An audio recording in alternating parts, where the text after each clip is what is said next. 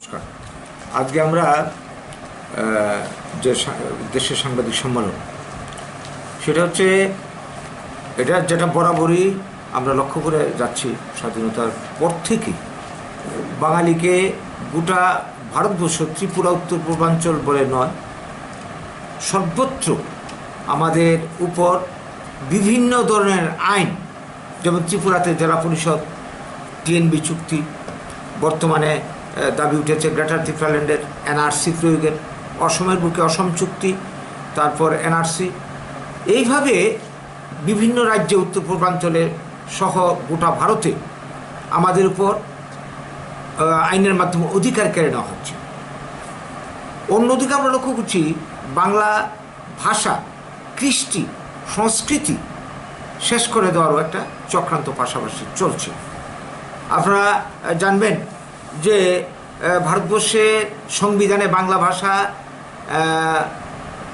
মানে অন্যতম ভাষা, এবং মাতৃভাষার সংখ্যার বিচারে যদি বলি বাংলাই কিন্তু মানে সবচেয়ে বেশি সংখ্যক মানুষ মাতৃভাষা বাংলা কথা বলে। তো তাছাড়া 1913 সালে এই বাংলা ভাষা সাহিত্য রচনা করে রবীন্দ্রনাথ ঠাকুর নোবেল প্রাইজ পান। এরপরে সাহিত্যের নোবেল প্রাইজ এই দেশে আর কেউ পাননি। এতটা উন্নত ভাষা আজকে ভারতবর্ষে, আমার পাশের দেশ বাংলাদেশে জাতীয় সঙ্গীত হিসাবে স্বীকৃত, এবং এই মাতৃভাষাকে কেন্দ্র করে একটা স্বাধীন দেশের জন্ম হয়েছে। বাংলা ভাষা আন্দোলনকে কেন্দ্র করে বাংলাদেশ, এই বাংলা ভাষা আজকে রাষ্ট্রসংঘের অন্যতম স্বীকৃত ভাষা। এই যেখানে আমাদের অবস্থান, আমাদের ভাষা এবং সংস্কৃতির অবস্থান, সেখানে বাংলা ভাষার উপর পরিকল্পিত চক্রান্ত আক্রমণ আনা হচ্ছে একটার পর একটা।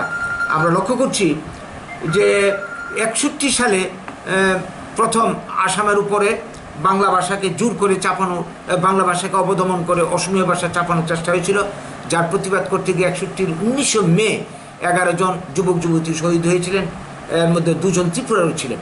এই উদ্যোগটা আবার আমরা লক্ষ্য করি অসমের বুকে 86 সালে, এই জুলাই মাসে এই ঘটনাটা ঘটেছিল। তখন সম্ভবত প্রফুল্ল মহান্ত সেখানকার মুখ্যমন্ত্রী।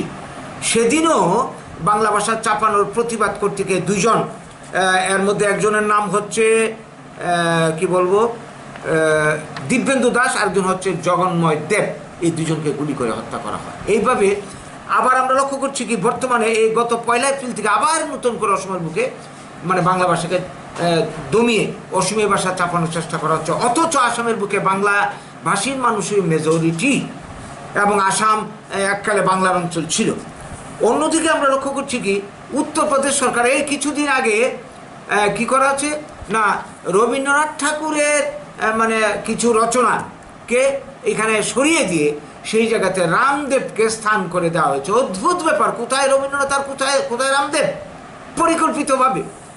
একইভাবে আমরা লক্ষ্য করছি কি আপনার কি বলবো সুপ্রিম কোর্ট, মানে 7-8টা ভাষায় যে সুপ্রিম কোর্টের জাজমেন্ট, যে রায় বেরোয়, এর মধ্যে হিন্দি, ইংরেজি আছে, তামিল, তেলেগু ইত্যাদি ভাষা আছে। অথচ বাংলা যে সবচেয়ে সমৃদ্ধ ভাষা ভারতের এবং আন্তর্জাতিক স্বীকৃত ভাষা, এই ভাষাকে স্থান করে দেওয়া হয়নি। আপনারা জানেন গত বছর এই কেন্দ্রীয় সরকার নতুন শিক্ষানীতিতে মানে তেলেগু ভাষা, তামিল ভাষা ইত্যাদি ভাষাকে মানে এখানে ধ্রুপদী ভাষা হিসেবে স্বীকৃতি দেওয়া হয়েছে, অথচ বাংলা ভাষার স্থান নেই। এই যে চক্রান্ত একের পর এক, আমার ত্রিপুরা রাজ্যে কী করা হয়েছে, একাদশ দ্বাদশ শ্রেণী থেকে বাংলাকে উঠিয়ে দেওয়া হয়েছে। আমি এডিসি অঞ্চলের মধ্যে এখনো বাংলা ভাষা সাইনবোর্ড, জায়গার নাম, এগুলিকে মুছে দেওয়া হচ্ছে। এইভাবে একটার পর একটা চক্রান্ত আমাদের নিজ রাজ্য উত্তর পূর্বাঞ্চল গোটা ভারতে চলছে।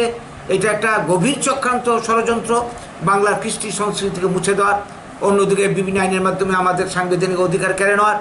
এই সব কিছুর বিরুদ্ধে আমরা যারা এই কাজ করছে তাদেরকে সজাগ সতর্ক করে দিতে চাইছি। আমরা এই ধরনের ঘটনার তীব্র নিন্দা, ধিক্কার জানাচ্ছি।